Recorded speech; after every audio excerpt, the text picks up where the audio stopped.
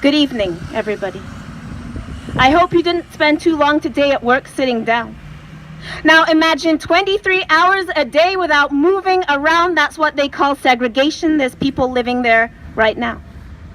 Did you open a door today under your own power? Did anyone watch you while you were taking a shower? Maybe you're feeling tired, so you go to take a stretch. Well, this hand's your toilet, and this one's your desk. And just to check if you're still alive, did you put your hand to your chest because you're down in the hole without any mental stimulation? Did you talk to your colleagues today? Did you have human conversation? Or did you start to slice up your arm just to feel stimulation? Okay, maybe that's extreme. Let's take it back to population. Did someone hug you when they saw you? Maybe a kiss on the cheek? Now imagine nothing touching you but handcuffs for week after week as you're back to the wall because you can't have anyone behind. Did someone string themselves up next to you? Did you hear them die? And then shove your emotions down because prison's not the place to cry unless you want to look weak. Did you have things so terrible happen to you that you can't even speak, but we just call them doing time? Just what happens when you offend? Did you have a good weekend? Did you visit with family and friends? After they left, did anyone tell you to take your clothes off and bend? Is your body your own? Is humiliation just a daily act? Did you send a text on your phone and get a text back? Something so simple as human contact. Did you smile today? Maybe you laughed. Did you smell fresh air or touch a blade of grass? Now look at the second hand on your watch and think how slow time can pass. Did you go to your mother's funeral or your child's first day of class? Did you talk to your children on a phone behind glass? Smell your clothes? Did you wash and change them all week? Or maybe you're 18 on a range, too scared to come out till everyone's asleep. Were the lights on all night when you lay down in your bed? Did you smell somebody else's body waste in the toilet in your head? I'm not telling you the horrors.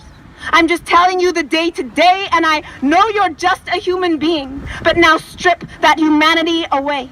And since you're only human, I'm sure you've made mistakes. But that's the thing about the rest of us. It seems that we get breaks in this poem's a couple of minutes and then you get to walk away.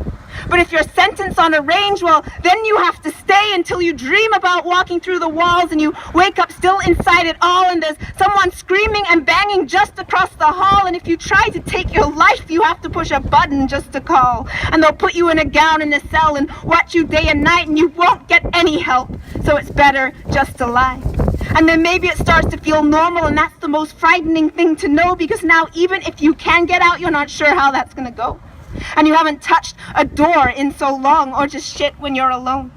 And your family won't understand when you jump at every sound, and you can't sleep in bed with the one you love because you're scared you'll wake up with your hands around their neck and your heart's beating in your chest so hard you have to take your hand to check.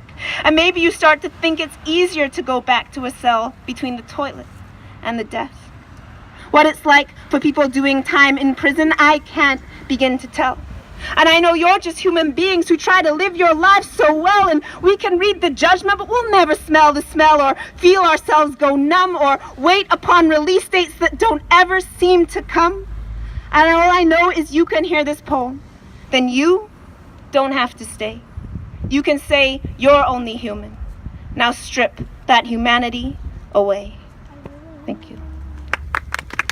That poem is in honor of everybody doing time, particularly all the women doing time right now. I also want to shout out Gary Barrell from the NDP coming here to support this issue, and hopefully you can continue or politically pressure people around the treatment of particularly women in prison, but all our people in prison and detainees.